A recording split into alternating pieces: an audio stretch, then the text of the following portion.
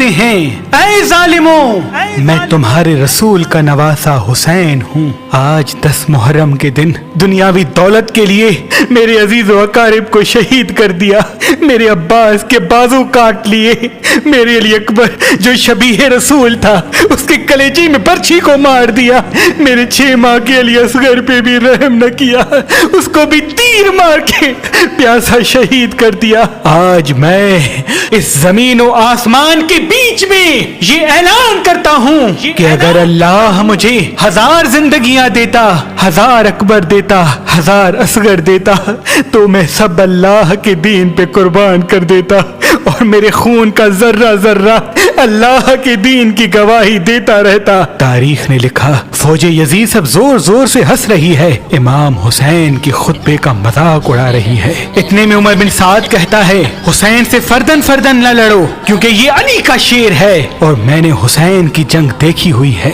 اس کربلا میں کوئی بھی حسین کو ہرا نہیں سکتا۔ 700 کا لشکر حسین کے دائیں طرف سے اور 700 کا لشکر حسین کے بائیں طرف سے اکٹھا حملہ کرے۔ تاریخ نے لکھا علی کے شیر نے ایسے وار کیا کہ سب کے سب فنار ہو گئے، فوج یزید میں کوہرام برپا ہو گیا۔ جب یزید کے بڑے بڑے بہادر امام حسین کے ایک ہی وار سے فنار ہوتے تھے تو فوج یزید بھاگنا شروع ہو جاتی ہے۔ پھر عمر بن سعد کہتا ہے اب لشکر سے حسین کو شہید کرنا ممکن نہیں، جاؤ خیموں کو آگ لگا دو۔ بس کچھ ظالم خیام کو آگ لگاتے ہیں اور کچھ ظالم امام حسین علیہ السلام سے دور جا کر دور سے تیر، نیزے اور برچھیاں پھینکتے ہیں۔ تاریخ نے لکھا امام حسین کبھی خیام کی طرف جاتے ہیں، کبھی میدان کی طرف آتے ہیں۔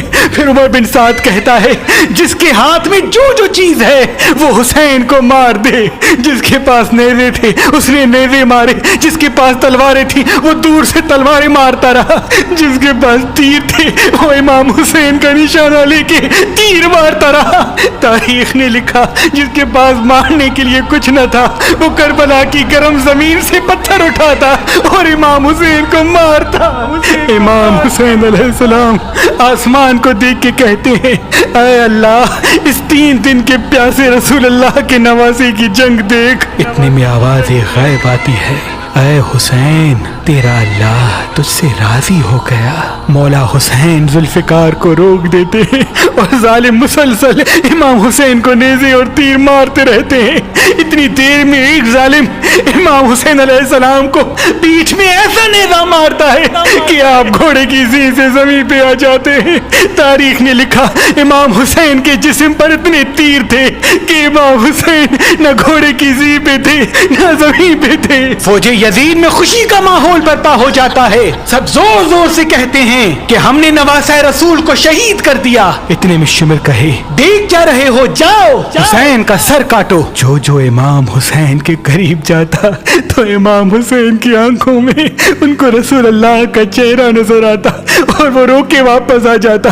شمر کہتا ہے رو کیوں رہے ہو، یہ حسین کا سر نہیں بلکہ یہ سوچو کہ اس سر کے وزن جتنا سونا ہمیں یزید دے گا۔ بس قریب آتا ہے اور امام حسین علیہ السلام کے گلے پہ خنجر رکھتا ہے، دیکھتا ہے کہ امام حسین کچھ کہہ رہے ہیں۔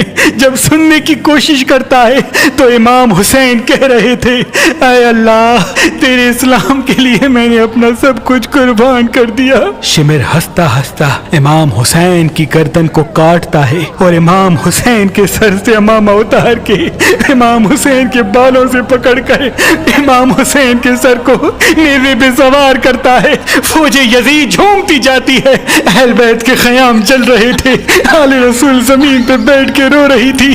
اتنے میں آواز آتی ہے جاؤ لوٹو۔ سنا ہے کہ رسول اللہ کے خاندان کے پاس کئی قیمتی سامان ہیں، بس خیام میں فوج آ جاتی ہے، کوئی رسول اللہ کا امامہ لے کے جاتا ہے، کوئی مولا علی کی تلوار لے کے جاتا ہے، کوئی بیبیوں کے سروں سے چادریں چھین لیتا ہے، کوئی بی بی سکینہ کے کانوں سے بالیاں کھینچ لیتا ہے۔ اتنے میں آسمان رونے لگا، زمین تڑپنے لگی۔ امام سجاد نے جب دیکھا کہ زمین اپنی جگہ چھوڑ رہی ہے، آسمان پھٹنا چاہتا ہے، تو آپ نے سجدے میں سر رکھا اور اللہ کا شکر کرنا شروع کر دیا کہ اے اللہ تیرا شکر ہے کہ تو نے آسمان پیدا کیا، اے اللہ تیرا شکر ہے کہ تو نے زمین کو بچھایا، اے اللہ اپنی نعمتوں کو تمام نہ کرنا، ان تھوڑے سے انسانوں کی سزا آنے والی پوری انسانیت کو نہ دینا۔ امام سجاد سجدہ شکر کر رہے ہیں اور وہاں فوج یزید امام حسین کے لاشے کو پامال کرنے کی تیاری کر رہی ہے۔ تاریخ نے لکھا کہ عرب کے گھوڑوں کی آنکھوں پر پٹی باندھ کے ان کو بھاری لوہے والے نال پہنائے گئے تاکہ امام حسین کے جسم اور ہڈیوں کو اتنا پامال کریں کہ امام حسین کے جسم کا ایک بھی ٹکڑا نہ بچے۔ سب کی لاشوں کو پامال گاہ پہ بچھایا گیا۔ کوئی کہتا ہے کہ ہم جناب عباس کی لاش پہ گھوڑے نہیں دوڑائیں گے کیونکہ ان کی والدہ ہمارے قبیلے سے ہے۔ کوئی کہتا ہے ہم علی اکبر کی لاش پہ گھوڑے نہیں دوڑائیں گے کیونکہ اس کی والدہ ہمارے قبیلے سے ہے۔ کوئی جناب جون کی لاش لے کے گیا، کوئی حبیب ابن مظاہر کی لاش لے کے گیا، کوئی جناب حر کی لاش لے کے گیا۔ تاریخ نے لکھا سب کی لاشیں ہٹنے لگی، صرف کربلا کی گرم زمین پہ امام حسین کی لاش پڑی رہی۔ نہ کوئی یہ کہتا ہے کہ یہ فاطمہ کا بیٹا ہے، نہ کوئی یہ کہتا ہے کہ یہ علی کا لال ہے، نہ کوئی یہ کہتا ہے کہ یہ رسول اللہ کا نواسا ہے۔ بس گھوڑے امام حسین کی لاش کو پامال کرنا شروع کرتے ہیں۔